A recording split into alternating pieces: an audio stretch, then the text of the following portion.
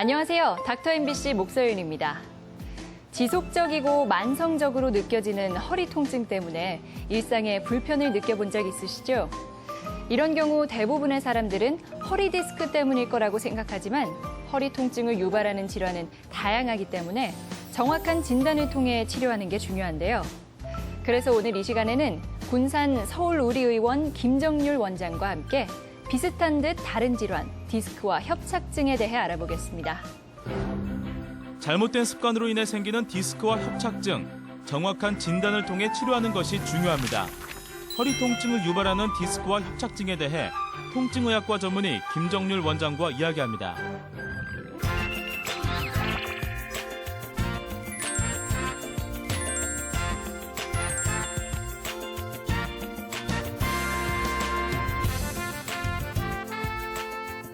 안녕하세요, 원장님. 안녕하세요.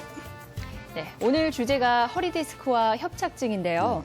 요즘은 이런 허리 통증을 경험해보지 않은 사람이 없을 정도로 참 흔한데 먼저 대표적인 허리 통증 질환에는 어떤 것들이 있고 또 어떻게 이것들을 구별할 수 있는지 알려주시겠어요? 네.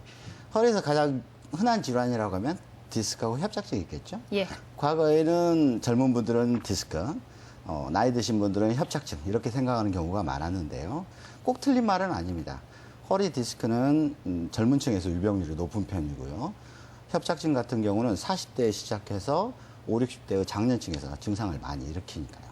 둘 다 허리에서 신경이 눌려서 다리에 통증이 온다는 점은 비슷합니다만은 증상에 미묘한 차이를 보이게 됩니다. 사진에서 보시는 것처럼 왼쪽 사진은 디스크가 튀어나와서 신경을 누르는 추간판 탈출증의 사진이고요. 오른쪽은 넓게 보이던 신경관 자체가 좁아져서 문제를 일으키는 협착증의 사진인데요. 네. 이 두 사진이 다른 만큼 증상에도 미묘한 차이를 보이게 됩니다.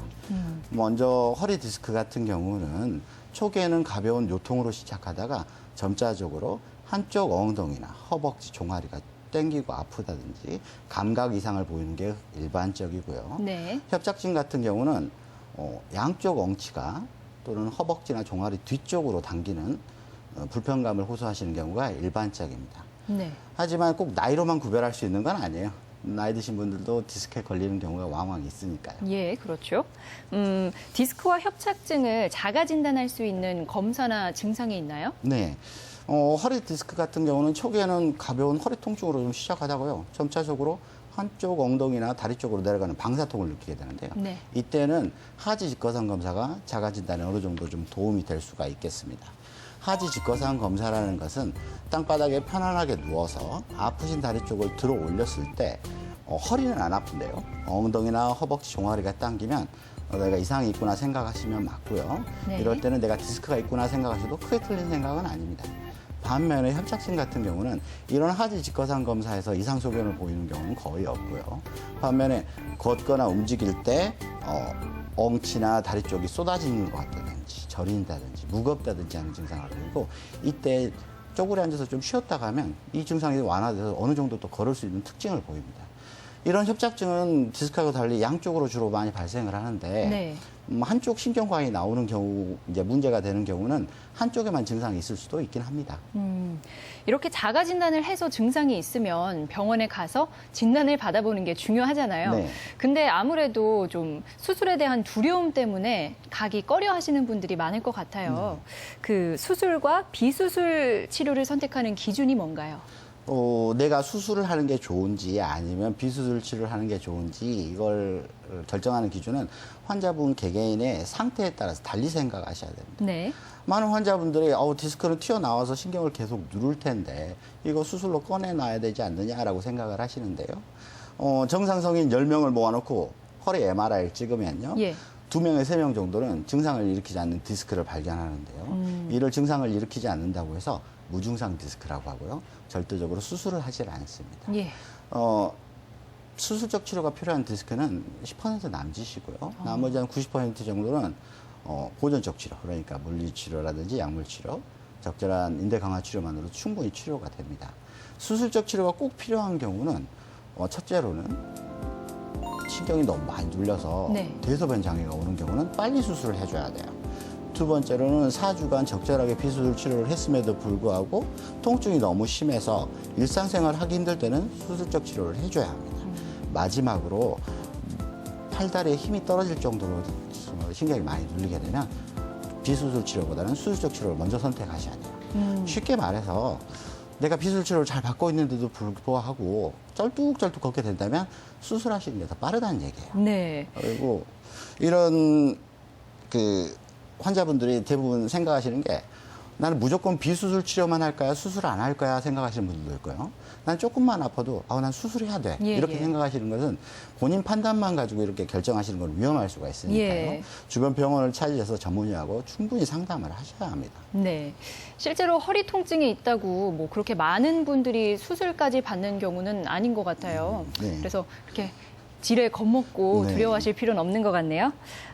요즘은 어떤 방법으로 허리 통증을 치료하나요? 요즘 척추 전문 병원들의 치료 원칙이 있어요. 세 예. 가지로 압축해 볼 수가 있는데요. 첫째는 최소 침습이라는 거고요. 두 번째는 재활 운동, 마지막으로는 비수술 치료 활성화라는 겁니다.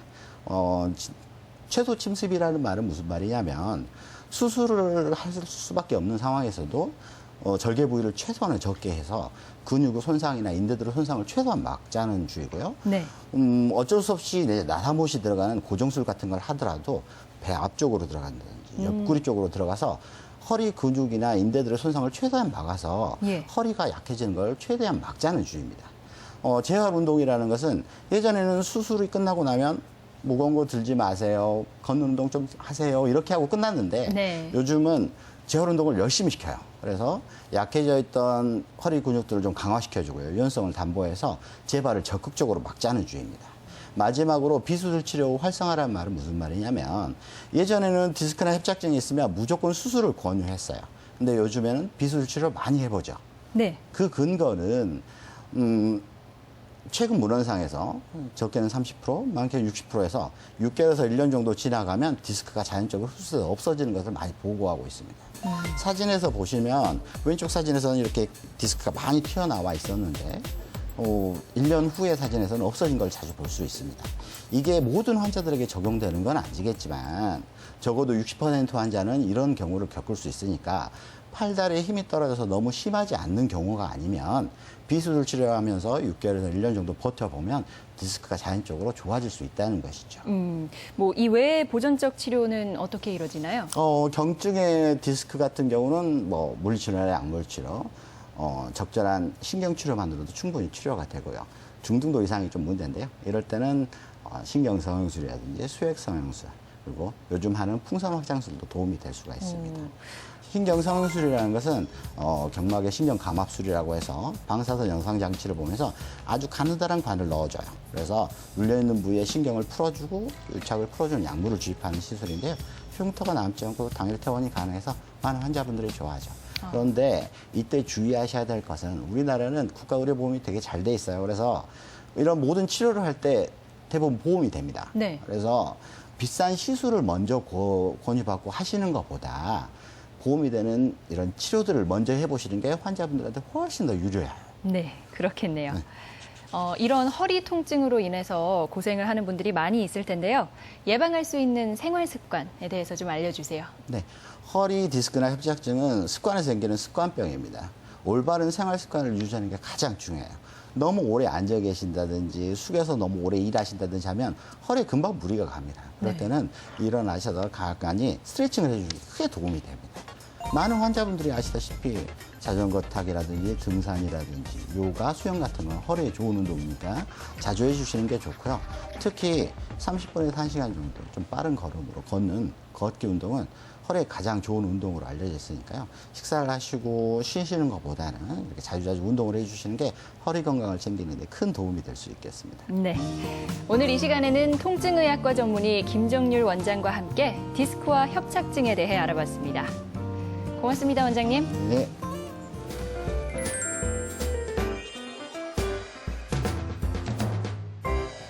목과 어깨 주변이 뻐근하고 묵직한 통증이 느껴지면 대부분 근육이 뭉쳤다, 담이 걸렸다 이렇게 표현하는데요. 이런 상태를 질환으로는 근막 통증 증후군이라고 부르는데요. 장시간 잘못된 자세를 지속하거나 긴장 상태로 둘 때 주로 통증이 발생하지만 사람들은 통증을 치료하기보다는 대수롭지 않게 여기는 경우가 많아 각별한 주의가 필요합니다. 그래서 오늘 이 시간에는 익산병원 임경진 과장과 함께 근막 통증 증후군에 대해 알아보겠습니다. 여기저기 쑤시고 아픈 근막 통증 증후군. 한 번 생기면 반복해 생기기 쉬워 빠른 치료가 중요합니다. 재활의학과 전문의 임경진 과장과 함께 근막 통증 증후군에 대해 자세히 알아봅니다.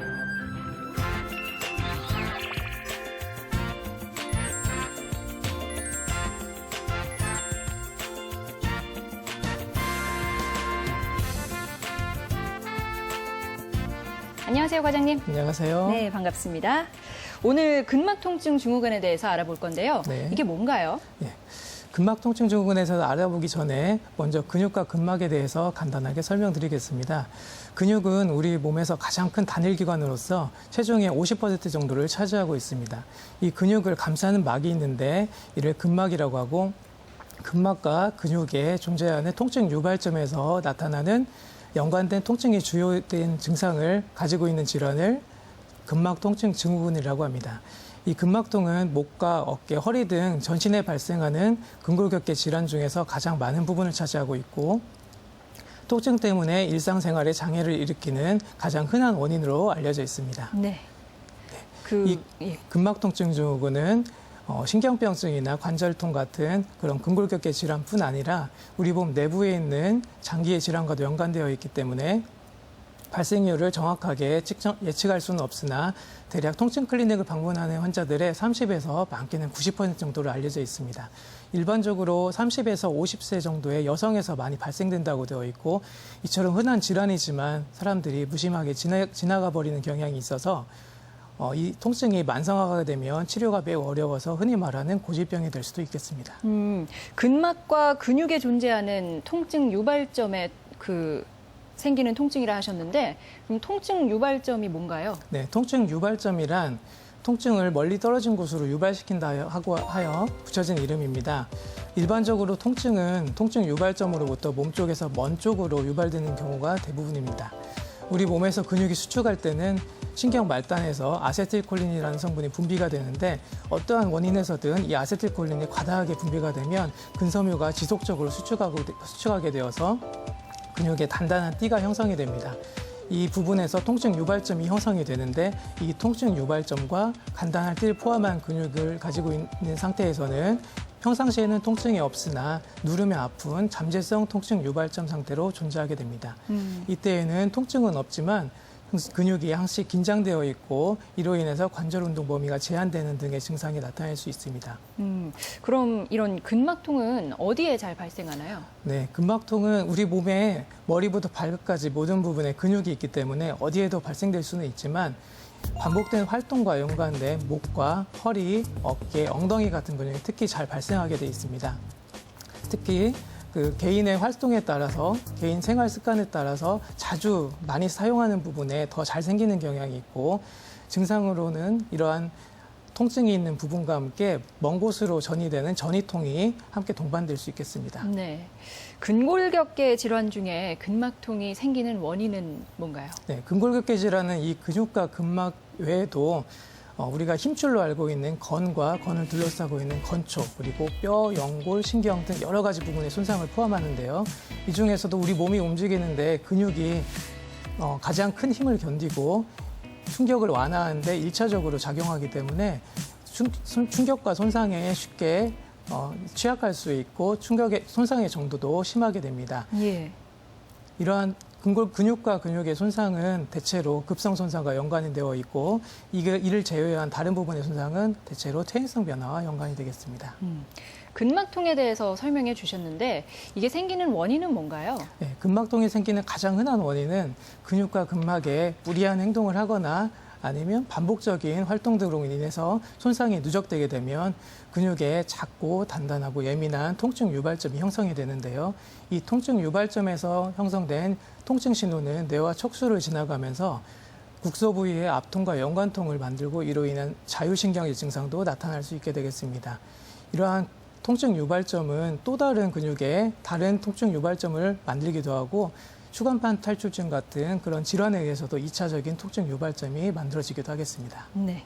근막통을 치료하지 않으면 고질병이 된다 이렇게 말씀하셨는데 어떤 경우에 이게 만성화되는 건가요? 네, 일단 근막통증 증후군 경우에는 가만히 놔둬도 통증이 호전되는 경우도 많지만 우리 몸에 좋지 않은 요인을 가지고 있는 경우에는 조기에 치료를 하지 않으면 만성화 과정을 밟을 수도 있겠습니다. 그 요인으로는 다리 길이의 차이 같은 구조적인 요인이나 좋지 않은 자세 등의 물리적인 스트레스를 갖고 있는 경우, 그리고 비타민 B6나 B12 같은 영양소가 부족하거나 통풍이나 저혈당 같은 내분비적인 질환을 가지고 있는 경우, 그리고 우울증이나 불안감 같은 정신적인 요인을 갖고 있는 경우가 있으며 그 외에도 추간판 통증이나 신경병증 같은 질환도 영향을 줄 수 있겠습니다. 근막통증 증후군이 생기면 그럼 어떤 증상을 보이나요? 네, 보통 문제가 있는 부분에 압통과 연관통이 있으며 이로 인한 관절 운동 범위의 제한 등의 증상도 나타날 수 있고 심한 경우에는 힘이 빠지는 등의 증상도 나타날 수 있습니다. 그리고 콧물이나 어지러움증 같은 자율신경계 증상뿐 아니라 불면증이나 우울증 같은 질환도 동반될 수 있겠습니다. 근막통증 증후군을 시사하는 여러 가지 소견이 있는데요. 그중에서도 소개를 드리면 통증이 옮겨 다닌다든지 있다 없다 한다든지 병원에서 검사를 해봐도 대부분 다 정상으로 나온다든지 약을 먹고 물리치료를 해봐도 통증의 호전이 없다든지 잘 때 아파서 깨거나 일어나도 몸이 개운치 않다든지 특히 더 추울 때 아프다거나 쥐가 자주 나신 분들은 근막통증 증후군을 염두에 보아야겠습니다. 아, 그렇군요.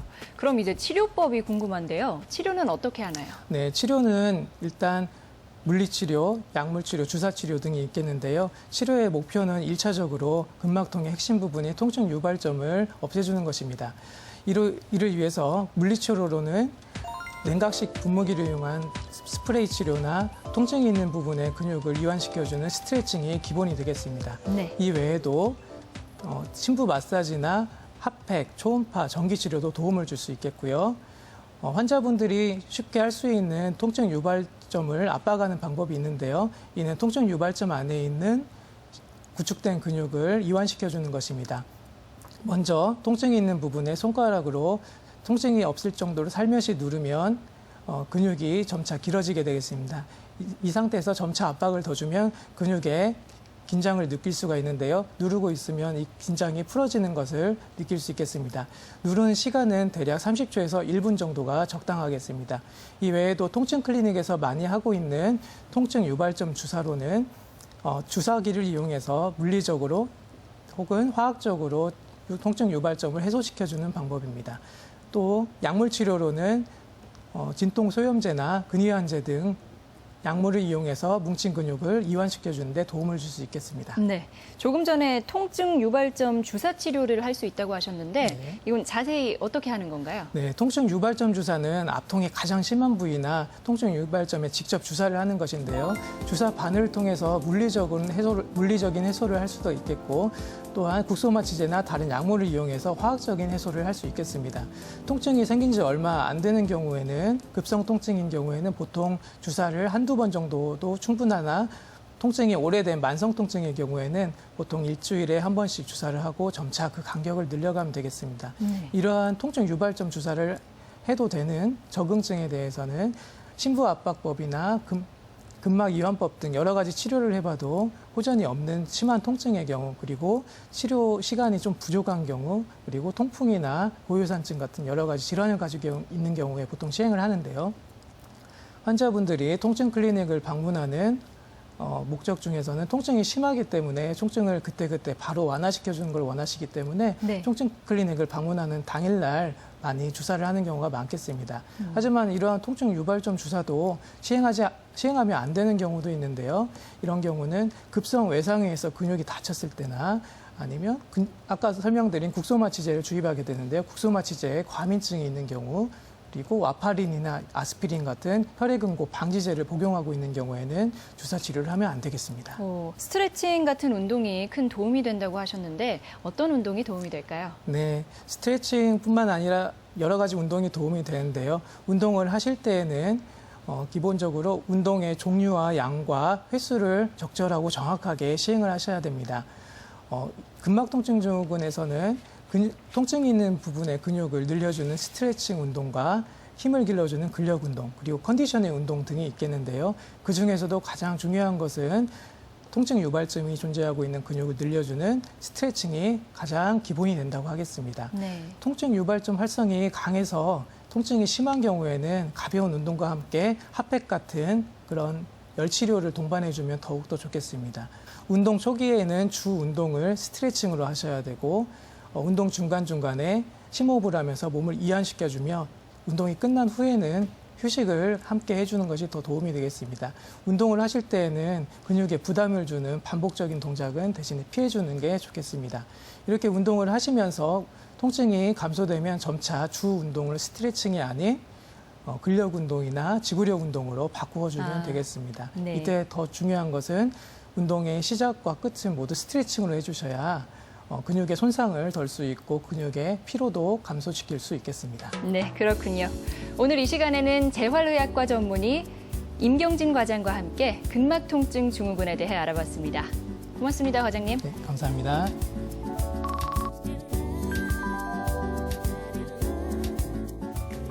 올바른 숨쉬기는 폐와 혈관을 건강하게 하고 면역력을 키워준다는 사실 알고 계셨나요?